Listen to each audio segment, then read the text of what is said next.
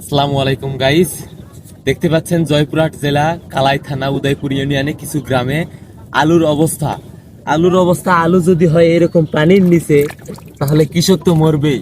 কৃষকের করুণ পরিণতি দেখে কিছু মানুষ হাসতেছে, কিছু মানুষ কাঁদতেছে। কৃষক কাঁদতেছে অধরে, আর আলুর পরিণতি এরকম হলে কেমন হয়?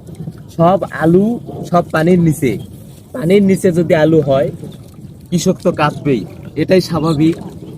কিছু করার নাই, আল্লাহর দেওয়া নিয়ামত। কারো কাছে নিয়ামত, কারো কাছে কিয়ামত। এগুলাই হচ্ছে আলু, সব পানির নিচে। আর আলুর যে চারাগুলা সব পানির নিচে তলিয়ে আছে, দেখতে পাচ্ছেন। আলুর এরকম পরিণতি হলে কৃষকের অবস্থা শেষ। কৃষক চিন্তা ভাবনা নিচ্ছে পরের বছর থেকে আলু আর চাষ করবে না। যারা যারা ভিডিওতে দেখতেছেন অবশ্যই শেয়ার করে দেখাবেন, অন্যদেরকে দেখার সুযোগ করে দিবেন। আর জয়পুরহাট জেলার এরকম করুণ পরিণতি আর যেন কোনো এলাকায় না হয়। তো সবাই একটু দোয়া করবেন। আকাশের অবস্থা ভালো না, কালকের তুলনায় আজকে পানি অনেক বেশি, তাই আলুগুলো এমন ভাবে তলিয়ে গেছে, কিছু বোঝার উপায় নেই।